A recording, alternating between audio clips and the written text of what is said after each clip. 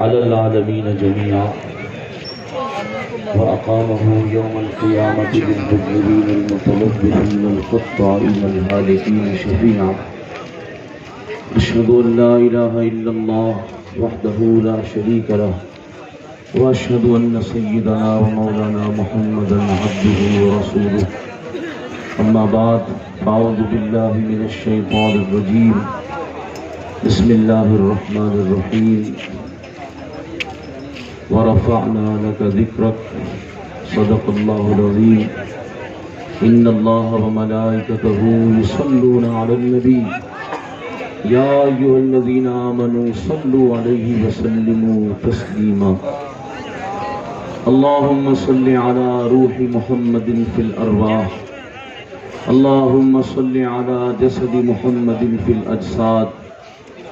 اللهم صل على قبر محمد في القبور وعلى آله وصحبه وبارك وسلم صلاة وسلاما دائما وسرمدا عليك سيدي يا رسول الله. الصلاة والسلام عليك يا سيدي يا رسول الله وعلى آلك وأصحابك يا سيدي يا خاتم النبيين. الصلاة والسلام عليك يا سيدي يا نبي الملاحم. الصلاة والسلام عليك يا سيدي يا نعم الرسول الطاهر. نبی پاک صاحب لولاک حضور پر نور جان کائنات صلی اللہ تعالیٰ علیہ وآلہ وسلم کے غیور غلاموں، آج تحریک لبیک یا رسول اللہ پاکستان ناموس رسالت کے تحفظ، ختم نبوت کے تحفظ اور شاعر اسلام کے تحفظ کے لیے میدان عمل میں ہے۔ حقیقتاً جس کو میدان عمل کہا جا سکتا ہے وہ میدان عمل یہی ہے جو امیر المجاہدین کی تربیت سے رسول اللہ کے غلاموں نے سجایا ہوا ہے۔ میدان عمل اسی کو کہا جا سکتا ہے اس دور حاضر میں، اور امیر المجاہدین کی جو فکر ہے وہ فکر اتنی پاکیزہ اور پرنور فکر ہے کہ آج 57 اسلامی ممالک، 2 ارب مسلمان جس کیفیت سے گزر رہے تھے اور مسلمانوں کی رسوائی اور ان کی ذلت جس طریقے سے آگے بڑھ رہی تھی، امیر المجاہدین کی فکر نے مسلمانوں کو پیغام دیا کہ اگر پوری دنیا کے مسلمان کامیابی چاہتے ہیں تو اس پاکیزہ فکر کو اپنائیں۔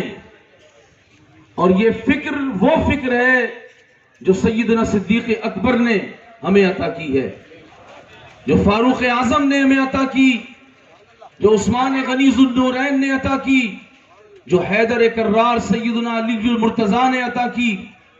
وہ فکر جو صحابہ کرام علیہم الرضوان کی فکر تھی، امیر المجاہدین اس فکر کے اس دور میں وارث بن گیا ہے،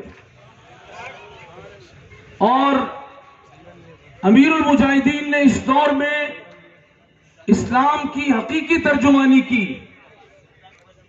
اور مسلمانوں کو رسول اللہ صلی اللہ تعالیٰ علیہ وآلہ وسلم کی عزت و ناموس کے لیے پہرے داری کا وہی طریقہ سکھایا جو طریقہ صحابہ علیہ الرضوان کا تھا۔ امیر المجاہدین نے اپنی مختصر سی اس حیات میں وطن عزیز پاکستان کے اندر رسول اللہ کے غلاموں میں جو عشق رسول صلی اللہ تعالیٰ علیہ وآلہ وسلم کا حقیقی نور پیدا کیا ہے، آپ دیکھیں گے کہ امیر المجاہدین کے فیض سے انشاءاللہ العزیز وہ وقت دور نہیں ہے کہ رسول اللہ صلی اللہ تعالی علیہ وسلم کی امت نہ صرف پاکستان میں بلکہ پوری دنیا میں اسلام کو غالب کرے گی. میں آپ حضرات کو ایک بات پہلے ضمن امیر المجاہدین کے کردار کے حوالے سے بتاؤں. امیر المجاہدین کو وطن عزیز پاکستان کے لوگ تو دیکھ چکے، سن چکے، جن کے مقدر میں تھا وہ مان چکے. میرے ایک عزیز عرب امارات میں ایک جگہ کام کرتے ہیں، انہوں نے مجھے بتایا کہ امیر المجاہدین کی فکر کو لوگ کس زاویے سے سمجھتے ہیں، آپ ذرا غور کیجئے گا. انہوں نے کہا کہ اس بندے کا تعلق ایک بہت بڑے گروپ سے ہے اور وہ بہت امیر آدمی ہے. میں وہاں نوکری کرتا ہوں، میری اس سے بات چیت بھی بڑی کم ہوتی ہے، لیکن ایک دن اس نے مجھے جمعۃ المبارک کے دن جمعہ کے معمولات کا ایک میسج بھیجا، تو مجھے موقع مل گیا، میں نے اس کو امیر المجاہدین کا کلپ بھیج دیا. غور سے سنیں، اس نے کہا میں نے اس کو امیر المجاہدین کا کلپ بھیج دیا. اس نے مجھے فون کیا اور کہا یہ کون ہے؟ تو میں نے کہا یہ امیر المجاہدین ہے. میں نے مختصر سا تعارف کرایا، وہ بہت بڑا افسر تھا. اس نے کہا مجھے کوئی اور کلپ بھی بھیجو. میں نے ایک اور کلپ بھیج دیا. اس نے کہا ایک اور بھیجو. میں نے ایک اور بھیج دیا. پھر میں نے اس کو لنک بھیج دیے. میں نے کہا یہ چینلز ہیں، آپ امیر المجاہدین کو سنیں. تو اب اگلی بات آپ حضرات نے غور سے سننی ہے. وہ شخص جو ہندوستان کا رہنے والا تھا اور عرب امارات میں بہت بڑے عہدے پر ہے، اس نے امیر المجاہدین کے بارے میں کہا کہ میں مصروف آدمی ہوں، لیکن اس کے باوجود میں نے 1 گھنٹہ روزانہ مخصوص کر دیا ہے. 1 گھنٹہ مخصوص کر دیا ہے کہ میں ان کے بیانات سنا کروں گا، ان کی فکر کو اپناؤں گا. اور اگلی بات جو اس نے کہی وہ بات بہت قابل غور ہے اور میرے اس دعوے پر دلیل ہے کہ اگر امیر المجاہدین کی فکر کو ہم سمجھیں تو امیر المجاہدین کی فکر وہ اتنی عظیم فکر ہے کہ امت مسلمہ پھر سے عروج پا سکتی ہے. اس شخص نے کہا کہ میں نے امیر المجاہدین کو جب سے سننا شروع کیا ہے، میرا تجزیہ یہ ہے کہ اگر امیر المجاہدین 1947 سے پہلے ہوتے، پاکستان بننے سے پہلے ہوتے، تو میرا تجزیہ یہ ہے کہ آج ہندوستان کا یہ جو رقبہ اتنا بڑا ہے اور اس کی آبادی اتنی زیادہ ہے اور پاکستان کا رقبہ چھوٹا ہے، پاکستان کی آبادی کم ہے. اس نے کہا میرا تجزیہ یہ ہے 1947 سے پہلے اگر مسلمانوں کو یہ لیڈر مل جاتا تو پھر پاکستان کا جو نقشہ ہے وہ کچھ اور ہوتا اور ہندو ایک بے آباد جگہ پر قسم و پرسی کی زندگی گزار رہے ہوتے اور مسلمان پورے ہندوستان پر اسلام کا پرچم بلند کر چکے ہوتے. یہ ایک عام آدمی کا تجزیہ ہے. تو آپ ذرا غور کریں کہ آپ کس لیڈر کے ماننے والے ہیں. آپ کو اللہ تبارک و تعالیٰ نے کتنا بڑا عظیم قائد دیا ہے اور جس نے آ کر انقلاب کی وہ بنیاد رکھ دی ہے کہ انشاءاللہ تعالیٰ اب حضرت امام مہدی کے نزول تک، عیسیٰ علیہ السلام کے آنے تک اسلام کے غلبے کی جو بھی جدوجہد ہوگی اس کا سالار اعظم امیر المجاہدین ہوگا. اور میں آپ کو یہ بھی بتاؤں، اگر تاریخ کا آپ حضرات تھوڑا سا مطالعہ ضرور کریں تو آپ اپنے قائد کے اوپر سینہ چوڑا کر کے بات کر سکیں گے.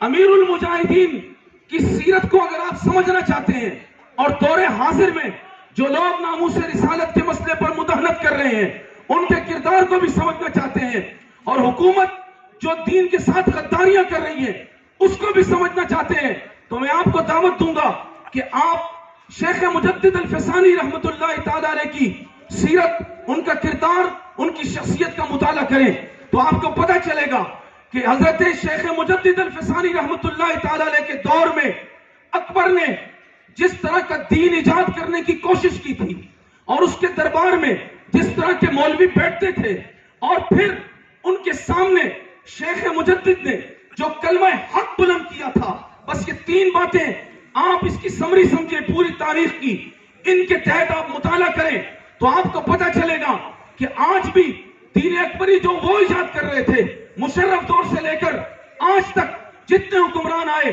یہ یہود و نصارہ کے پروپیگنڈے کو آگے بڑھاتے ہوئے انہوں نے وہی کام کیا کہ دین کے ساتھ غداریاں کی، دین میں تبدیلیاں کرنے کی کوشش کی، چاہے ختم نبوت کا مسئلہ ہو، ناموس رسالت کا مسئلہ ہو، مسجدوں کے تقدس کا مسئلہ ہو، قرآن کی حرمت کا مسئلہ ہو، شاعر اسلام کا مسئلہ ہو، امت میں شرم و حیا کے کردار کا مسئلہ ہو، کوئی بھی معاملہ ہو، یہ اسی طرح کا دین لانے کی کوشش کرتے رہے۔ اور ان کے دربار میں جو مولوی بیٹھتے ہیں، ان کے دربار میں جو 2 نمبر نہیں، پتہ نہیں ان کا نمبر کون سا ہے، وہ جو پیر جا کر بیٹھتے ہیں، وہ جو بیٹھتے ہیں، ان مولویوں کو بھی اگر آپ نے دیکھنا ہو تو اس دور کے اندر ان کا جو مخدوم الملک تھا، ایک عہدہ ہوتا تھا وہاں مولوی کا مخدوم الملک کے نام سے، وہ مخدوم الملک یہ فتویٰ دے چکا تھا کہ حج مسلمانوں سے ساقط ہو چکا ہے۔ معاذ اللہ، اس نے خود حج پہ جانا نہیں تھا تو اس نے کہا کہ حج مسلمانوں سے ساقط ہو چکا ہے۔ اور آج بھی اس کے دور میں عملاً ایسے لوگ ہیں جو جہاد فی سبیل اللہ کی بات ہی نہیں کرتے، جنہوں نے ایسا محسوس کروا دیا کہ جیسے مسلمانوں پر جہاد ساقط ہو چکا ہے، اور اس کے علاوہ ناموس رسالت کی بات کرنا، وہ تو ایسا ذہن دے رہے ہیں کہ ناموس رسالت کی بات کرنا ہم پہ سے ساقط ہو چکا ہے۔ معاذ اللہ، ختم نبوت کا نام لینا یہ کوئی ضروری نہیں ہے۔ اس طرح کی تبلیغ انہوں نے کی۔ یہی اکبر کے دور میں بھی لوگ تھے، اور پھر جب شیخ مجدد الفسانی رحمت اللہ تعالی علیہ آئے تو آپ نے جو دین کی تجدید کی، آپ نے رسول اللہ کی امت کو جو سبق پڑھایا، اس سبق کی ایک جھلک بھی میں آپ کو دکھاؤں۔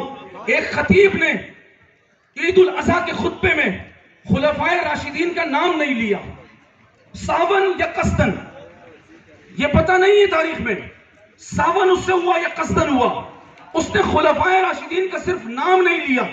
تو حضرت شیخ مجدد الفسانی رحمت اللہ تعالی علیہ نے مکتوبات شریف میں ایک خط لکھا، اس گاؤں کے بڑوں کو، سادات کرام کو، اور وہاں کے جتنے بڑے لوگ تھے ان کو خط لکھا اور کہا کہ اس طرح خلفائے راشدین کا جو نام نہیں لیا گیا، کہا اس طرح کے جرم پر فقیر کی رگ فاروقی خود بخود پھڑک اٹھتی ہے۔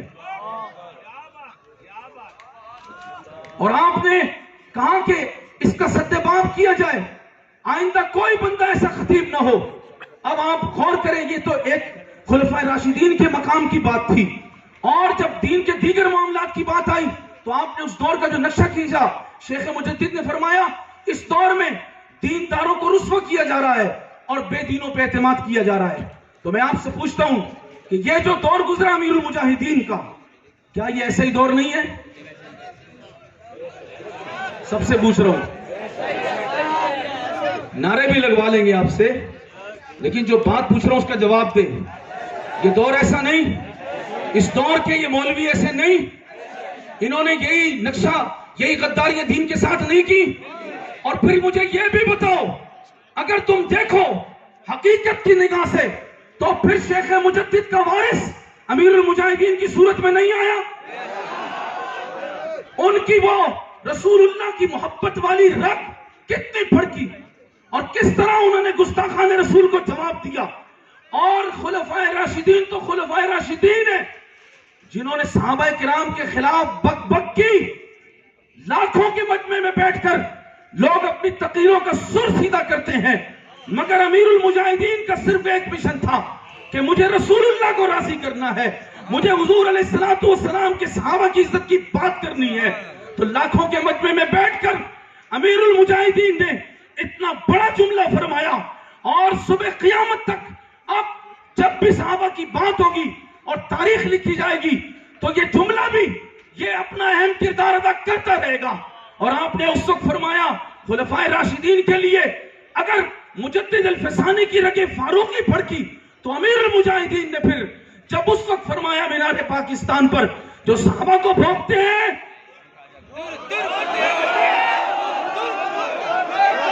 ایسے نہیں، یاد کرو اپنے شیخ کو، اپنے پیر کو یاد کرو، مجدد دورہ کو یاد کرو، ان کی وہ رگیں نوری دیکھو، ان کے چہرے کا وہ جلال دیکھو، تصور میں لاؤ، اور پھر کہو جو صحابہ کو بھونکتے ہیں۔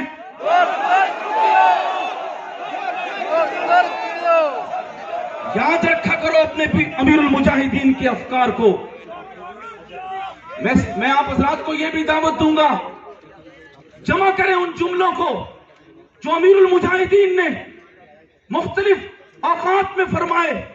قسم بخدا وہ ایک ایک جملہ اس کی ایک کتاب ہے، نصاب ہے امت مسلمہ کے لیے.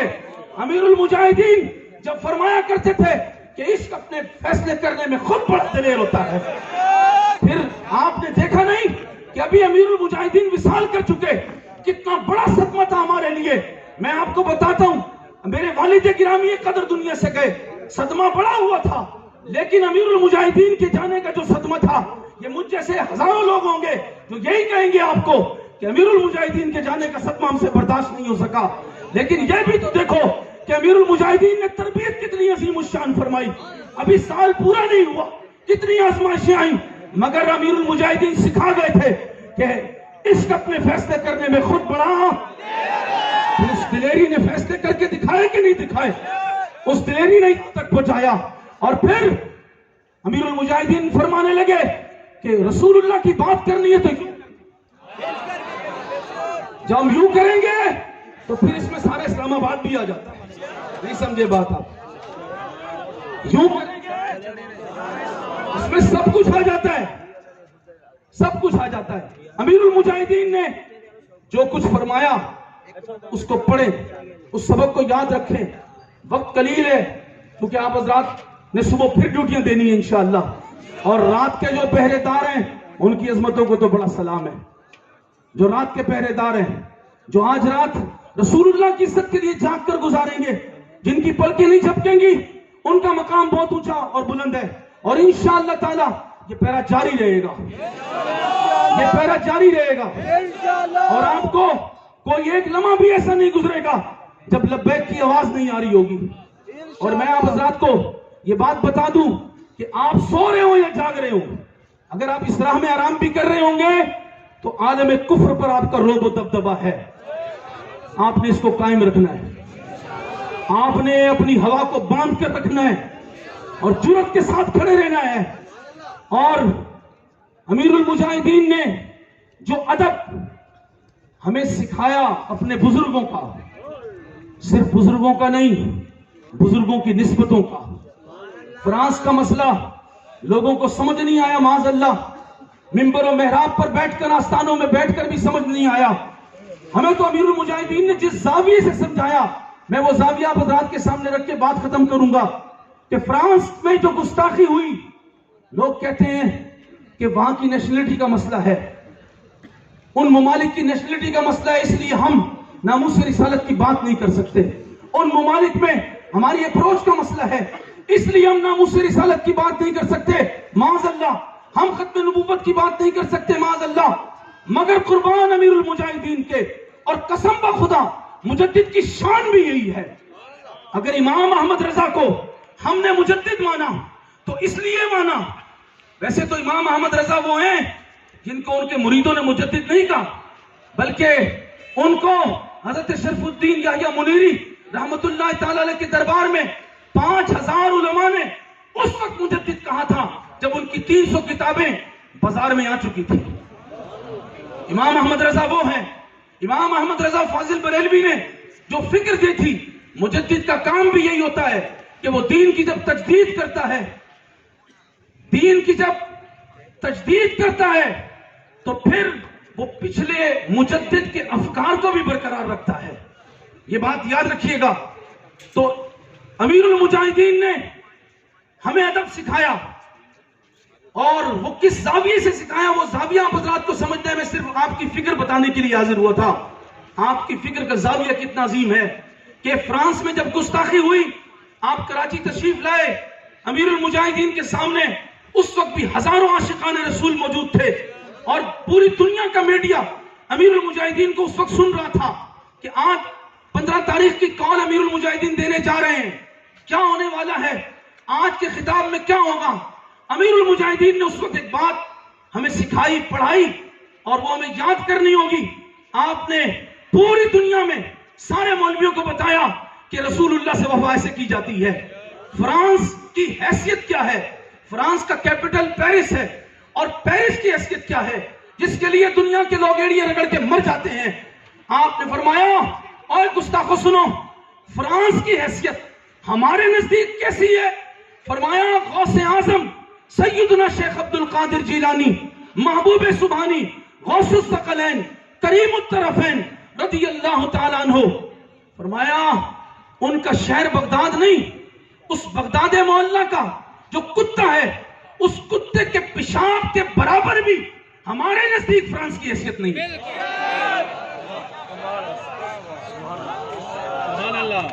تجھ سے در سے سخت سے ہے مجھ کو نسبت. یہ تو امام احمد رضا نے فرمایا تھا, لیکن امیر المجاہدین نے امام احمد رضا فاضل بریلوی کے اس فیض کو حقیقتاً لیا اور پھر امت کو وہی فیض آگے بڑھا کر دیا کہ رسول اللہ کی عزت کی بات یوں کی جاتی ہے, اور ان نوجوانوں کا رخ بدل کے رکھ دیا کہ اب یہ کبھی فرانس کی طرف منہ کر کے پیشاب بھی نہیں کریں گے. کیوں کہ انہیں پتا ہے کہ فرانس کے اس صدر ملعون کی اور اس کے شہر کی, اس کے پورے ملک کی حیثیت ہمارے نزدیک غوث الورا کے شہر کے کتے کے پیشاب سے بھی بدتر, کائنات کے ہر جانور کے پیشاب سے بدتر. اور امیر المجاہدین نے ہمیں فرمایا تھا کہ حق تو یہی بنتا ہے کہ اس کو بزم کر کے رکھ دیا جائے, اور انشاءاللہ اللہ کے ولی مجدد دورہ کی زبان مقدس سے جو الفاظ نکلے ان کا خون اس کو پورا کرے گا. حافظ سعد حسین رضوی کی قیادت میں کرے گا انشاءاللہ تعالی. آپ دیکھیں گے کہ عالم کفر کے آنکھوں میں آنکھیں ڈال کر, ابھی 27واں سال ہے. کون سا سال ہے؟ سارے بولو اور اونچی. یہ میں اس لیے نہیں کروا رہا کوئی میں نے آپ کو تقریری جملہ دینا ہے, نہیں, میں تو آپ کو 27 کی ایک نسبت یاد کرانے لگا ہوں. گرچہ 27 کی نسبت لیلۃ القدر کی بھی ہے, پاکستان بھی 27 کو بنا ہے. 27 نمازوں کا ثواب مسواک سے زیادہ مل جاتا ہے, جماعت سے زیادہ مل جاتا ہے, وہ بھی 27 ہیں, مگر ہمیں 27 کا ہنسا اس لیے بھی پیارا ہے. اور حافظ سعد حسین رضوی کا, ہمارے امیر محترم کا جناب, ویسے بار بار ان کا نام نہیں, ان کو جناب ہی کہنا چاہیے, میں ویسے عرض کر رہا ہوں, ہمارے قائد کا جو یہ 27واں سال ہے, یہ بھی بڑا عظیم سال ہے. نسبت اس کی جو میں بتانا چاہتا ہوں وہ یہ ہے کہ 27 کا جب ہنسا آتا ہے, ہم نے تو اپنے بچوں کو یہ یاد کرایا ہوا ہے, اپنے طلبہ کو بھی یہ یاد کرایا ہے. جب ہم کہتے ہیں نا 27 تو وہ سمجھ جاتے ہیں ہم کیا کہنا چاہ رہے ہیں. وہ صرف فضیلت کی بات نہیں کرتے بلکہ ان کو یاد آ جاتا ہے 4 جنوری 2011. 4 جنوری 2011 شام 4 بجے کا وقت ہے, اور غازی ممتاز حسین قادری نے اس ملعون کو جب واصل جہنم کیا تو گولیاں ماری.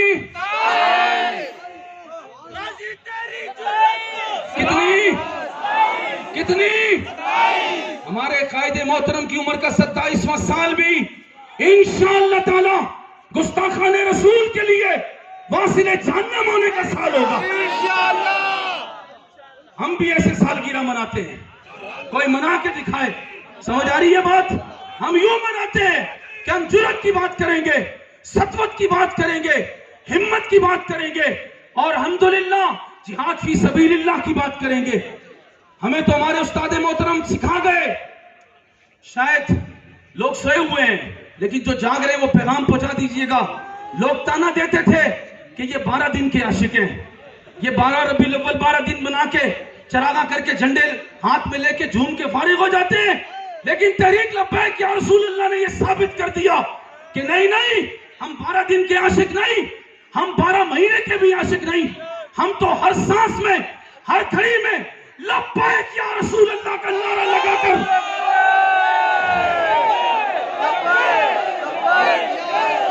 ایسے نہیں بھائی, ایسے نہیں, بات ختم ہونے لگی ہے, ایسے نہیں,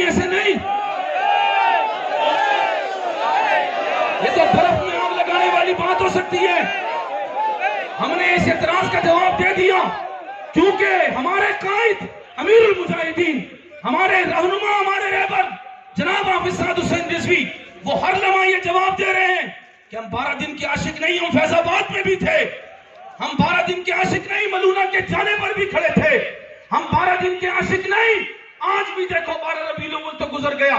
ہو سکتا ہے چراغاں کی بتیاں بھی بعض جگہ ختم ہو گئی ہوں، مگر رسول اللہ کے غلاموں نے اپنے خون سے جو چراغ جلائے، انہوں نے جو آنسو گیس سہ کر رسول اللہ کی آمد کا جشن منایا، انہوں نے حضور کی حرمت پہ پہرا دے کر، حضور کی عزت و ناموس کی بات کر کے پورے عالم کفر کو بچا کر رکھ دیا، ان کے نمائندوں کو تڑپا کے رکھ دیا. اور وہ میدان جب بھی لگائیں گے انشاءاللہ رسول اللہ کے غلام بڑی آبتاب سے آئیں گے. ان میں کوئی ایسا نہیں ہے جو تھک کے واپس چلا جائے. انشاءاللہ تعالی ہم نے اپنے قائد کا صرف انتظار کل تک کرنا ہے، اور اللہ سے ہم دعا کر رہے ہیں یا ذا الجلال والاکرام. حدیث پاک میں ہے نبی کریم علیہ السلام ایک شخص کے پاس سے گزرے. تفسیر مظہری میں نے حدیث پڑھی کہ آپ ایک شخص کے پاس سے گزرے اور وہ کہہ رہا تھا یا ذا الجلال والاکرام، یا ذا الجلال والاکرام، یا ذا الجلال والاکرام. تو رسول اللہ نے فرمایا اللہ اس کی دعا کو قبول فرمائے گا. آپ بھی کہیں یا ذا الجلال والاکرام، یا ذا الجلال والاکرام، یا ذا الجلال والاکرام. اے اللہ تجھے رسول اللہ کا واسطہ، سیدہ فاطمہ الزہرا کا واسطہ، اے کریم تجھے رسول اللہ کی والدہ ماجدہ سیدہ آمنہ پاک کا واسطہ، اور سیدنا عبداللہ پاک کا واسطہ، سید الشہداء امیر طیبہ کا واسطہ، حضور غوث الثقلین کریم الطرفین کا واسطہ، اے میرے مولا تجھے امام احمد رضا کا واسطہ، تجھے غازی نمدین شہید کا واسطہ، اے اللہ غازی ممتاز قادری کا واسطہ، اے اللہ امیر المجاہدین کے صدقے میں ہمارے قائد محترم کو، شورا کے دیگر اراکین کو، حضور کے سارے غلاموں کو شاندار رہائی عطا فرما. لوگ دعا کرتے ہیں باعزت ہو، باعزت تو وہ ہیں، شاندار رہائی عطا فرما. ان کی رہائی عالم کفر کو کچل کے رکھ دے گی. اے اللہ ہم تجھ سے دعا کر رہے ہیں رات کے اس پہر میں. اے اللہ تجھ سے حضور کے وہ غلام دعا کر رہے ہیں جنہوں نے حضور کی عزت کے لیے گولیاں کھائی ہیں، جنہوں نے زخم برداشت کیے ہیں. ان کے رشتے ہوئے خون کا صدقہ میرے مولا تو ہماری دعا کو قبول فرما لے. جلد ہمارے قائد محترم آئے، پھر جو حکم ہوگا ہم حاضر ہیں انشاءاللہ. وما توفیق الا باللہ. آخر میں ایک شعر میں آپ حضرات کو، رات کو سونے لگے تو کیا ہوا؟ بات تو جرت کی ہوگی، نہیں سمجھے؟ بات تو وہ تو اعلیٰ حضرت بتا گئے نا، ذوف مانا مگر ہے ظالم دل، ان کے رستے میں تو تھکا نہ کرے. شعر صلاۃ و سلام کا ہے، سلام بھی ہو جائے گا. وہ شعر کیا ہے وہ یاد رکھیں، اور یہی شعر ہمیں آگے بڑھاتا رہے گا. وہ شعر یہ ہے کہ ان کے آگے وہ حمزہ کی جاں بازی،